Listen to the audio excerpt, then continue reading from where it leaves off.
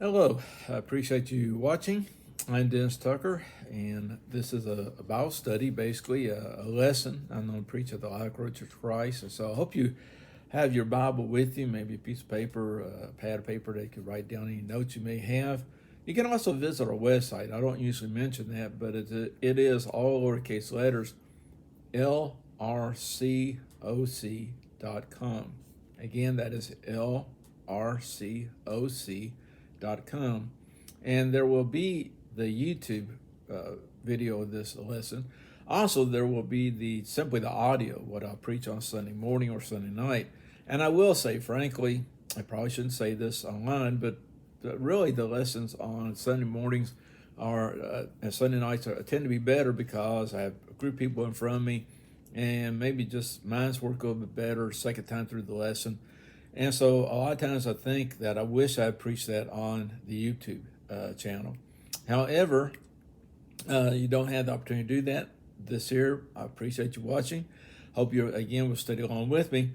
And we're going to talk about Jacob. Actually, these two lessons on this Sunday, particular Sunday, both deal with Jacob. And this lesson here deals with God blessing Jacob. Now, our text really comes from Genesis 32nd, 33rd chapters, is what I'm looking at.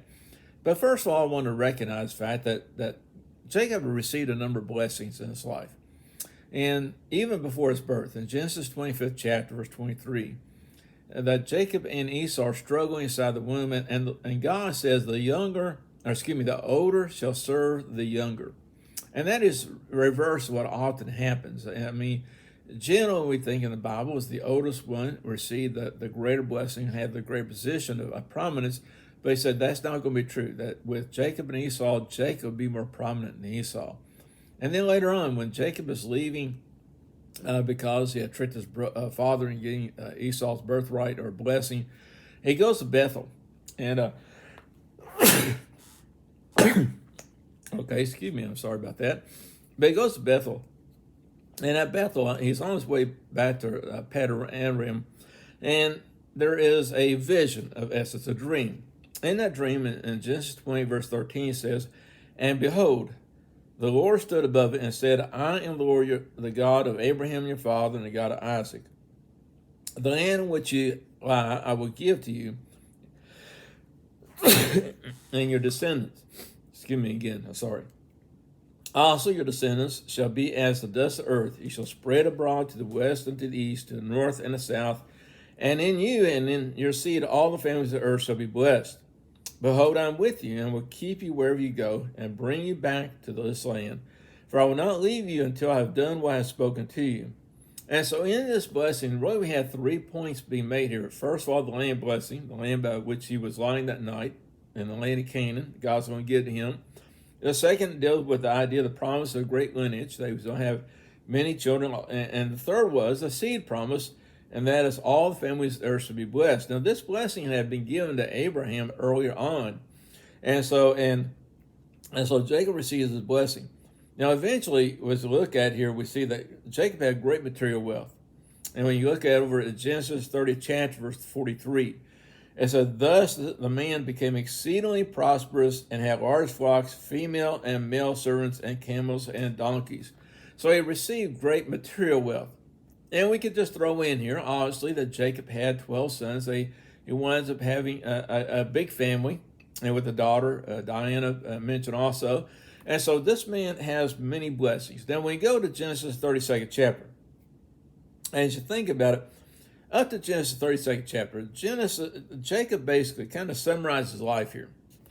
Jacob had learned to manipulate and trick people to get him what he wanted, all the way from the case of Isaac and getting the blessing, that Isaac intended to get Esau for himself. And even to the point of with Laban, some things that he did with Laban was really kind of about manipulation, if you would. And then after 20 years in Padam Aram, Jacob is instructed by God to go back and return to the land of Canaan. That is not just that one day Jacob gets up and says, "You know what, I've been here 20 years, I need to go back home." No, in Genesis 31, verse 1, it says, "Now Jacob heard the words of Laban's son, saying, Jacob has taken away all that was our father's, and from what was our father's he has acquired all his wealth." Now again, going kind of back to point one, manipulation here. But verse 2 says, that Jacob saw the countenance of Laban, and indeed it was not favorable toward him. Verse 3, then the Lord said to Jacob, notice this point, the Lord said to Jacob, return to the land of your fathers and to your family, and I will be with you. And so here's the point here, that Jacob is not told by God, go back to your homeland. And Jacob recognizes, give Jacob some credit here, Jacob recognizes that these last 20 years, that his prosperity and things that happened to him have been part of God's sovereign plan, part of the idea of what God had intended for Jacob to do. Because Genesis 31 verse 4, starting to read here, down to verse 7. And we don't do a lot of reading here out Genesis 31, 32, and 33. But verse 4 here, Genesis 31st chapter. So Jacob sent and called Rachel and Leah to the field to his flock, and said to him, I see your father's countenance that is not favorable toward me as before. In other words, I see your dad is not happy about me. But then this last part here, it says, but the God of my father has been with me.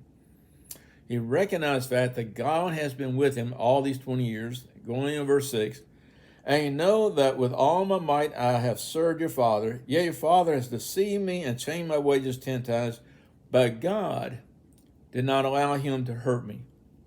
And I just find it interesting, both statements there, that Jacob mentions God as being the reason that he had basically been prospered, and the fact that he had not been harmed by his father-in-law Laban was God. So now he's going to go back home, okay? And there is a fear, there's a problem going back home, and that is, how's Esau going to react? Because when you recall earlier, when Jacob had tricked Isaac into getting Esau's blessing, that Esau was not happy about that. And in fact, Esau had promised to kill Jacob. And that's why Jacob had to leave home. Now, what would change over 20 years? Now, sometimes in our minds, when we remember things of times past, we can build it up and make it bigger than what it is, make a bigger problem what it is. Sometimes we kind of minimize it. Well, how's Esau going to react when Jacob comes back? Because the last thing Esau basically had promised, that I'm going to kill my brother Jacob. And so Jacob, as he goes back, he has all his family, has all of his servants, all of his flocks, and it's quite a big number of everything there, that he sends a peace offering. First of all, he sends a peace offering to Esau. Genesis 32, verse 3. Then Jacob sent messengers before him to Esau's brother in the land of Seir, the country of Edom. You know, let me just point out here, Edom, if you have a map of the land of Canaan, and you find Canaan's over here on the west side of the Jordan River, basically. I'm going to put my hand over here, west side of Jordan River. And Edom's going to be down here on the east side of kind of the Jordan River and the Dead Sea. So Edom's down here in hill country. And so that's where Esau is at this time. In verse 4, he commanded them, saying, speak thus to my lord Esau. Thus your servant Jacob says, I dwelt with Laban and stayed there till now. I have oxen, donkeys, flocks, and male and female servants. And I have sent to tell my lord that I may find favor in your sight. And so as we look at this here, part of what seems to be going on here is that Jacob is saying to Esau, look, you don't have to worry about me trying to acquire your wealth, or trying to take anything physically from you. I have plenty of my own. I have all these things. And now, in fact, he's sending part of what he has to Esau as a peace offering. And he sends these messengers with these things to Esau, but the messengers come back with kind of an alarming story. And that is, we continue reading on here, we find that they come back. Let me get my pages here all situated around. And just 32 verse 6 says, then the messengers returned to Jacob, saying, we came to your brother Esau, and he is also coming to meet you, and 400 men with him. Now, I think the last part there could be an army, because, you don't know. Is Esau coming with an army of 400 men to kill Jacob? Is he coming to imprison him? What is he coming out to meet him with these 400 men for? And so Jacob's response is he's afraid of this. In verse 7, so Jacob was greatly afraid and distressed, not just a little bit, but greatly afraid. And he divided the people that were with him and the flocks and herds and camels into two companies. And he said, if Esau comes to the one company and attacks it, and the other company which is left will escape. Now, Jacob here is really dealing with a real possibility, that Esau's coming with the idea of attacking and maybe destroying Jacob and his family. So he's having to make some tough decisions here. And that is, okay, I'm going to take my group of people and my herds of flocks, my servants, I'm going to divide them into two separate groups. And that way, if Esau and his 400 men attack one group, then the other group can flee. They can run. Now, I'm not sure where they're going to be running to, but they can run for safety. That's a hard decision. I mean, that is dealing with stark reality that Jacob is acknowledging he could lose at least half what he has. And so he makes that decision. He's trying to cut his losses, in essence. And then he turns and does something again that we have to admire him for, that he prays to God. In verse 9 of Genesis 32nd chapter. Then Jacob said, O God of my father Abraham, and God of my father Isaac, the Lord who said to me, return to your country and to your family, and I will dwell with you. Now, as you look at this here, first of all, he mentions that who God is. He acknowledges the fact of God being the God of his father, Abraham, Isaac, and then, of course, his father also. And not only that, but also he mentions here that God had told him, go back to the land of Canaan. In other words, return to your country, to your family, I dwell with you. You're the one who told me to come back to Canaan. I'm just doing what you said. In verse 10, he says, I'm not worthy of the least of all the mercies and all the truth which you have shown your servant. For I cross over this Jordan with my staff, and now become two companies. And so he acknowledges the mercy he had received from God and the truth of God's word, of what God had revealed to him. And also, in essence, that he came now with all this wealth that God had given him. In verse 11, it said, deliver me, I pray, from the hand of my brother, from the hand of Esau, for I fear him, lest he come and attack me and the mother with the children. So now he's asked God's protection for himself and for his family, primarily for his family. And then verse 12 says, for you said, I will surely treat you well and make your descendants as the sand of the sea, which cannot be numbered for multitude. And so it really goes back to that earlier blessing we have mentioned that God had given Jacob in Genesis 28th chapter at Bethel, which means house of God. And that is, God tells him what he's going to receive, the land promise, the lineage promise, and the blessing that will be to all families of earth. So he simply mentions that basically again to God. You have blessed me this way. And then the last thing is that he goes ahead and he sends gifts to Esau to appease his anger. Now, if you read all the way from verse 13 through verse 21, you get this. I don't have to read all of that, but I am going to read starting verse 17. And in verse 17, he said, he commanded the firstborn, saying, he's sending these gifts to Esau.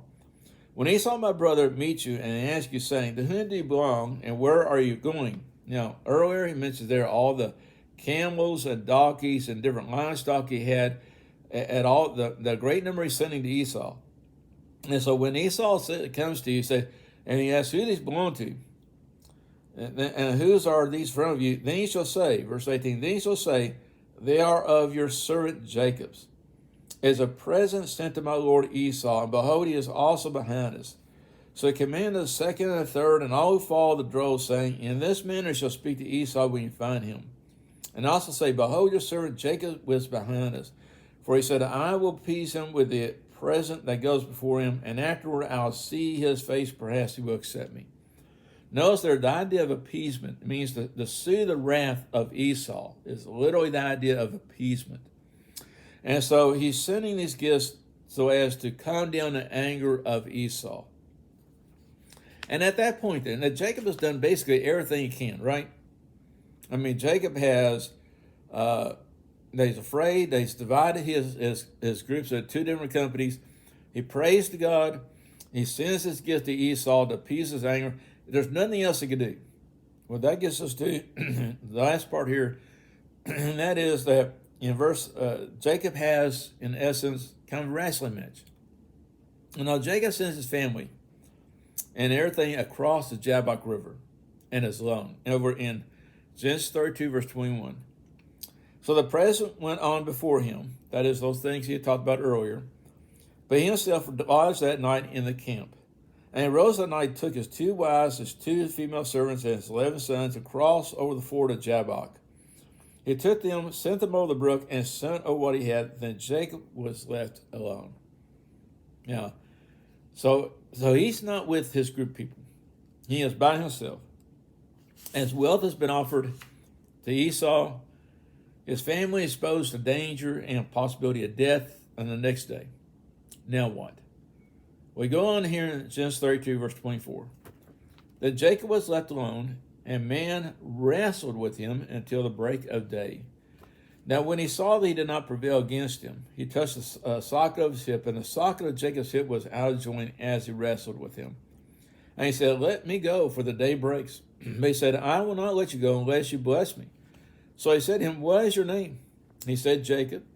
And he said, your name shall no longer be called Jacob, but Israel, for he has struggled with God and with men and prevailed.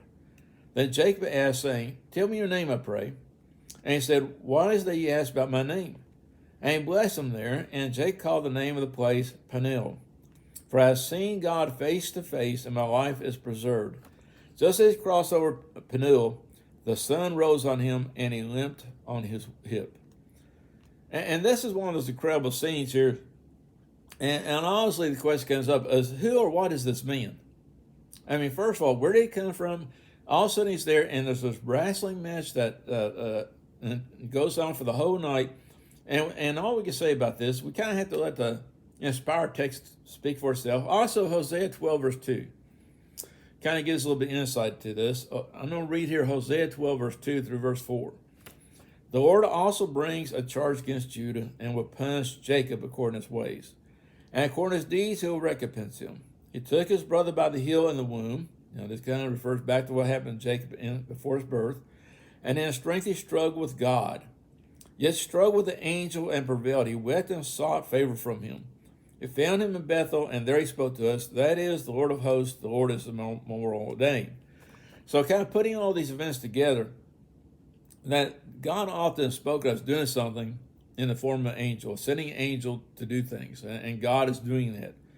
In this case, an angel is representing God in the form of man. Again, a lot of times in the Bible, when angels appear, they did not appear like wings, and we have to think about white robes on, but they appeared just as men, as you and I. But they were angels of God. And we know that God, with his infinite power, could have easily have prevailed over Jacob. He could have defeated Jacob.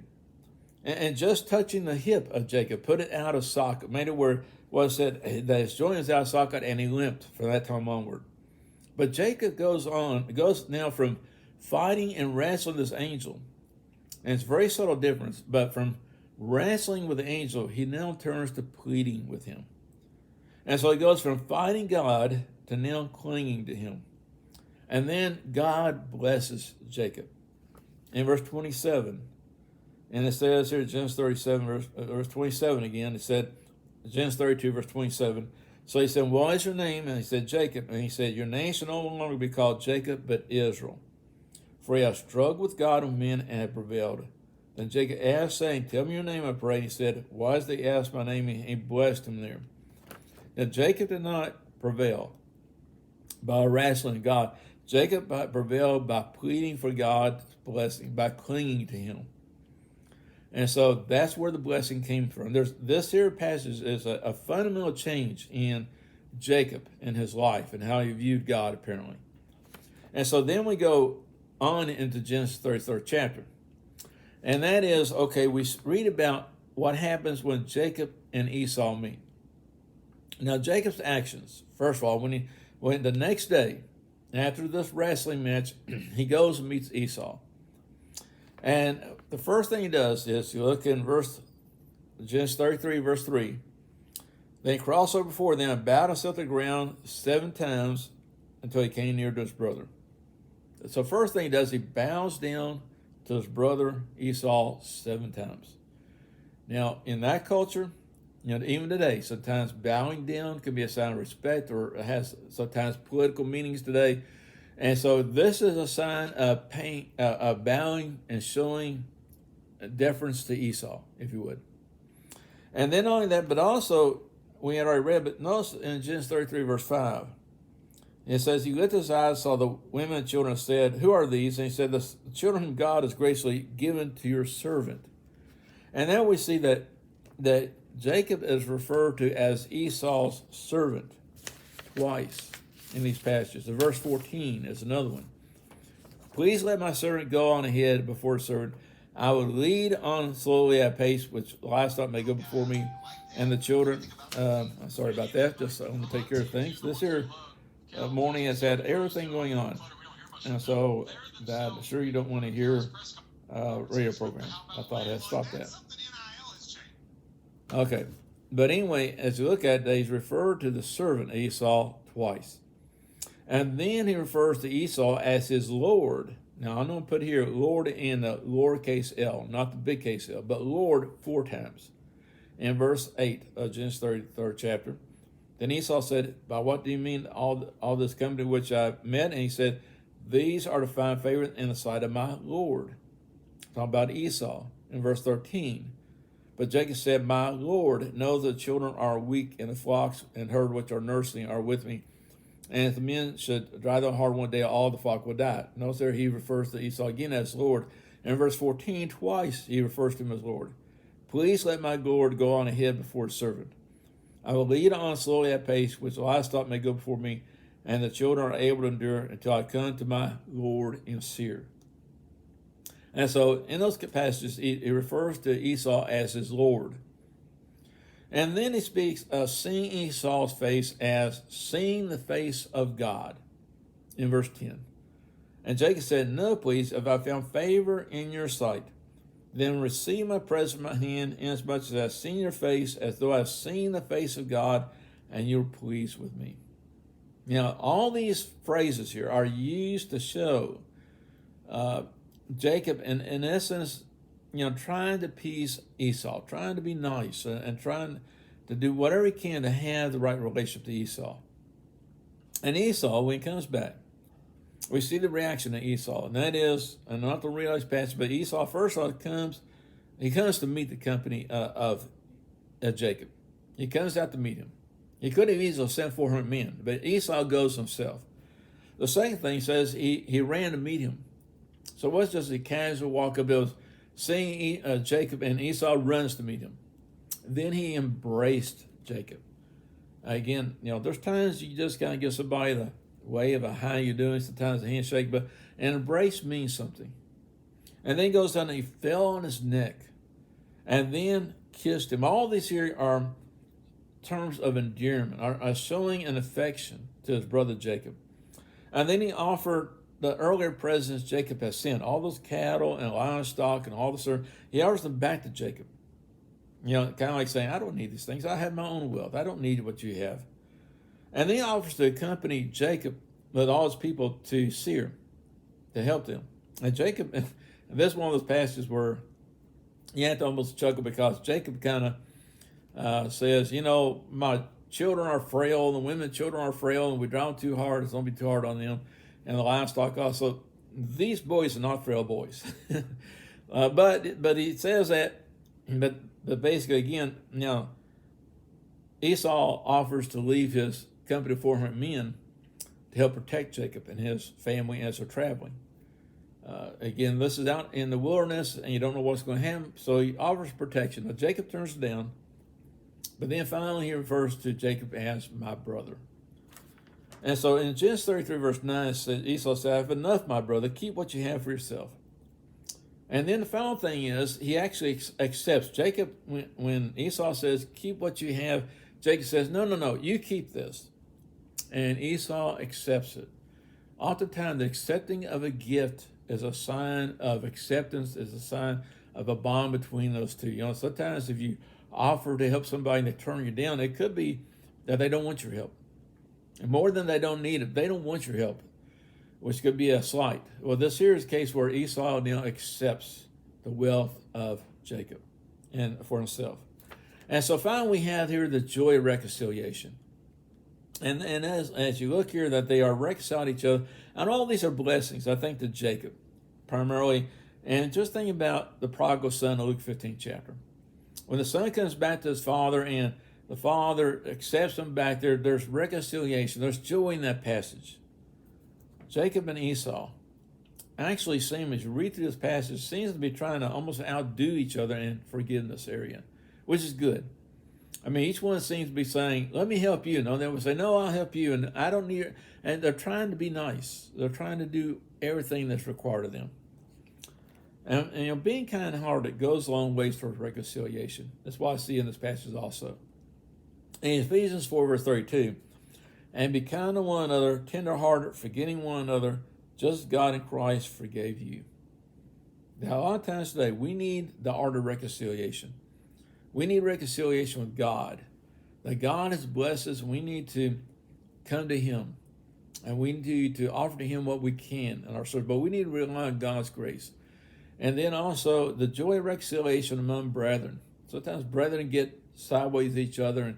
And sometimes we build that up and we let problems linger for a long time. We need to do what we can to reconcile with those who we may be estranged from. And that's what we find in this passage.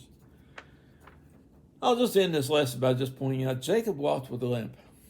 And really, as servants of God, we need to walk with a limp. That Christians need to walk with a limp as servants. Remember who we are in relation to God. A lot of people try to get what they want by manipulation or by trickery or by deceit, by things like that, and wind up oftentimes even fighting against God. And what we have to keep in mind is we need to serve God and ask Him for His mercy and for His grace. And that will be much better off. We'll be blessed much better. When I read this passage about the wrestling with the angel, at first Jacob starts off wrestling with him, but by the end he's really not wrestling as much as pleading for blessings. We need to cling to God and understand the blessings God can give us. I appreciate you watching this video, and despite the maybe sneezing a couple of times and the radio going off here, but I hope that's been beneficial in your study of this passage that a lot of times I know I've read through and not maybe gotten the main lesson of it. And I think that's what we're getting at this lesson here. I appreciate you, and if you can, come be with us at Lilac Road. Our building is located 1687 Lilac Road, Wichita, Kentucky. And our time of services on Sunday mornings at 9:30 we have Bible class, 10:25 worship. On Sundays at 5 p.m. we have worship, and on Wednesday nights at 7 p.m. we have Bible classes again. Let me know any comments you may have. Feel free to share this, hit the like button. I hope you have a good day.